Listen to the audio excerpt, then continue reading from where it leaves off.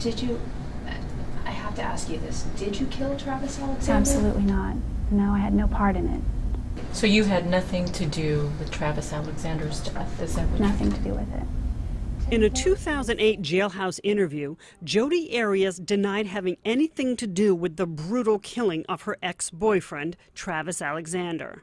I would be shaking in my boots right now if I had to answer to God for such a heinous crime.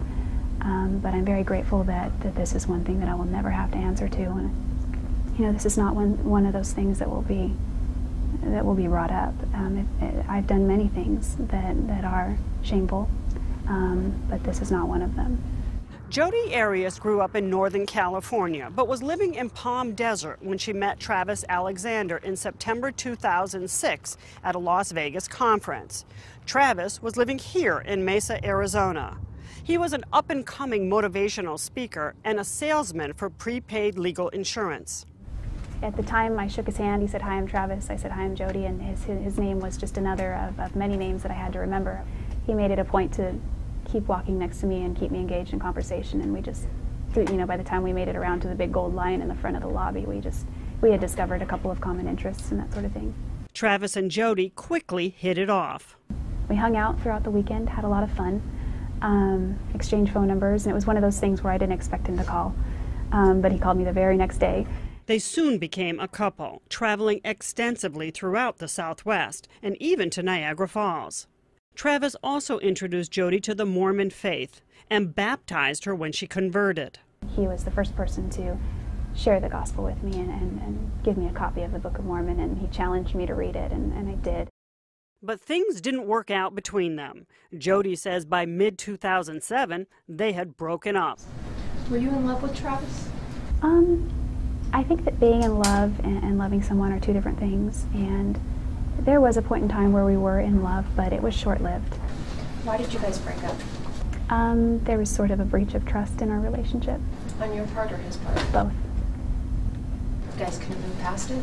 No, we really couldn't move past it. But the reality was they couldn't move past each other.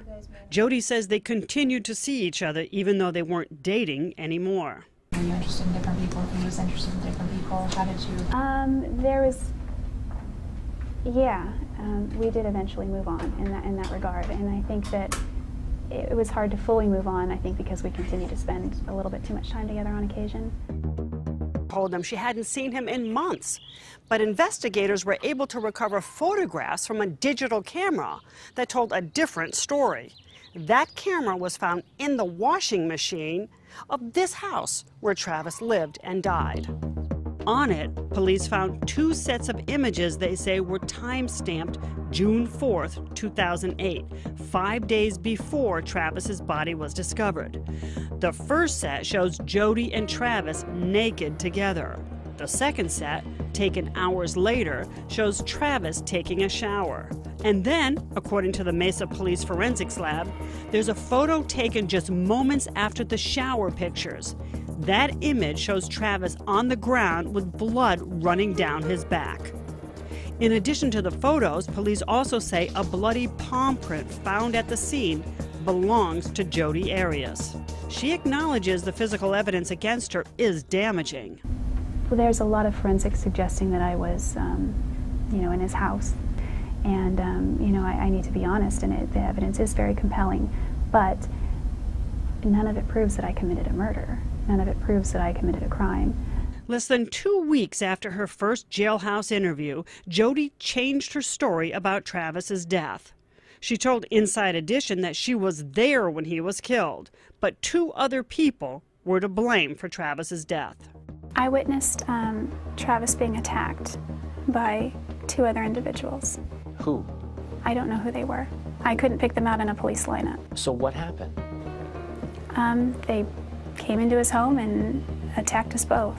In July 2010, Jodi Arias changed her story yet again when she filed documents asserting a justification defense. Arias claims Travis attacked her when she dropped his camera, and she acted in self-defense. She says it wasn't the first time Travis had been violent with her, and that he sexually and physically abused her during their relationship. Because of that, Jodi is pleading not guilty to a first-degree murder charge. If the jurors don't believe her story, she could be sentenced to death. But Jodi Arias told Inside Edition she believes that will never happen. No jury is going to convict me. Why not? Because I'm innocent, and you can mark my words on that one. No jury will convict me.